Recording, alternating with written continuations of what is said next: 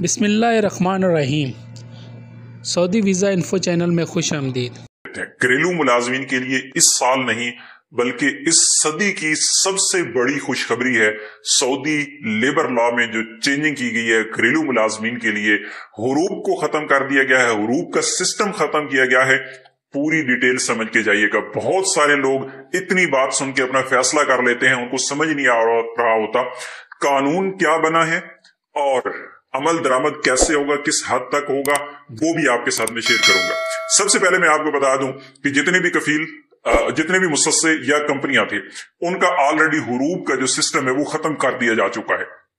उनका इनकताउल अमल का सिस्टम दिया गया है, कॉन्ट्रैक्ट टर्मिनेशन का सिस्टम दिया गया है। अगर कोई बंदा कफील कंपनी से या मुसस्सा से भाग जाता है या काम नहीं करता तो ऐसी सूरत में उसका इनकताउल अमल लगेगा, यानी उसका जो कॉन्ट्रैक्ट है वो मौजूदा कंपनी या मुसस्सा है वो टर्मिनेट कर सकते हैं। ये इख्तियार उनको दिया गया था।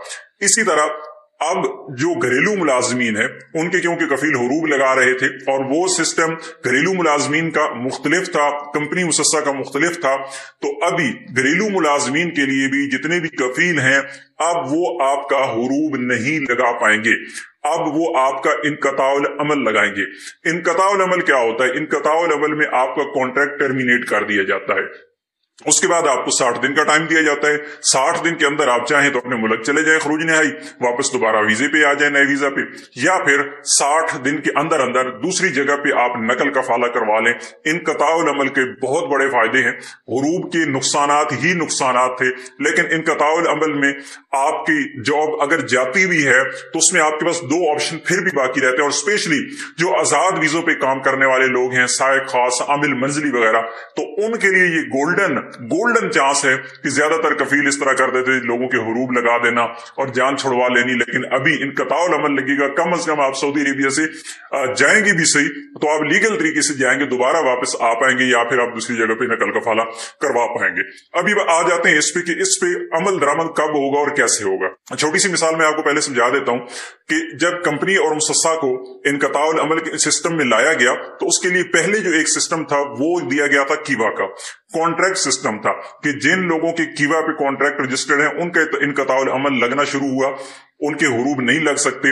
और बाकी जिन लोगों के अभी तक कॉन्ट्रैक्ट नहीं थे या छोटे जो मुसस्से हैं उनके नहीं थे कीवा पे, तो वो हुरूब लगा रहे थे। लेकिन तकरीबन पिछले एक महीना या 1.5 महीना गुजरा है, हुरूब के सिस्टम को बिल्कुल खत्म किया गया है कि कंपनी या मुसस्सा हुरूब लगा ही नहीं पाएंगे। लेकिन उसके बावजूद लोगों के हुरूब लगते रहे कि कानून आ गया कि हुरूब नहीं लग सकता, अब इनकताउल अमल लगेगा, लेकिन उसके बावजूद लोगों के हुरूब लगते रहे।